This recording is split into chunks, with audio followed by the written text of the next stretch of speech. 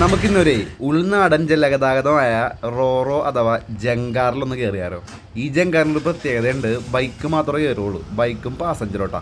അപ്പം നമ്മളിന്ന് പള്ളിപ്പുറം കോൺവെൻ്റ് നിന്ന് കുഞ്ഞിത്തയിലേക്കാണ് യാത്ര ചെയ്യുന്നത് കേട്ടോ. എൻ്റെ ജീവിതത്തിലെ ആദ്യത്തെ ഒരു യാത്രയാണിത്. കുഞ്ഞിത്തയിലേക്ക് ഞാൻ ഇന്നേ വരെ പോയിട്ടില്ല. അടിപൊളി ഒരു യാത്ര ചെയ്യുന്നേട്ടാ.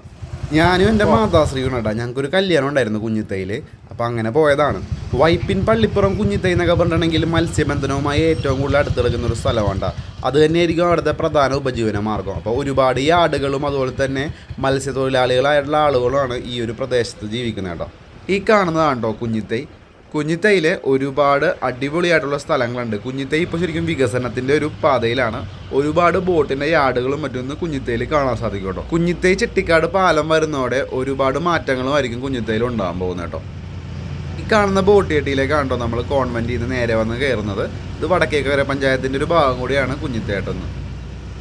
ഈ കാണുന്ന പാലമാണ് കേട്ടോ മാലിയങ്കര പാലം. ഇതിനോട് തൊട്ടടുത്തായിട്ടാണ് ഒരുപാട് ചരിത്രത്തിൽ പ്രാധാന്യം വരുന്ന മഞ്ഞുമാതാ പള്ളി ഉള്ളത് കേട്ടോ. ഈ മഞ്ഞുമാതാ പള്ളി നിർമ്മിച്ചത് പോർച്ചുഗീസുകാരാണ്.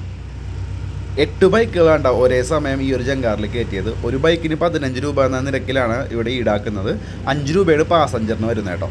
ആകെ 2 പണിക്കാരാണ് ഈ ബോർഡിലുള്ളത്. ഈ വീൽ ഹൗസിലിരുന്ന് ഈ ചേർന്നാണ് ഇതെല്ലാം നിയന്ത്രിക്കുമ്പോൾ ആ ചേച്ചിയാണ് ടിക്കറ്റും മറ്റു കാര്യങ്ങളൊക്കെ കൊടുക്കുന്നത് കേട്ടോ.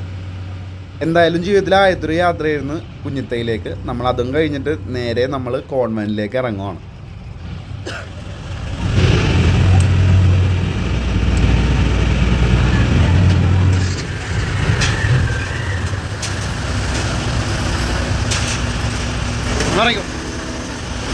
കുഞ്ഞിത്തയുടെ കാഴ്ചകളൊക്കെ കണ്ടിട്ട് ഞങ്ങൾ മടങ്ങുവാണ്ട.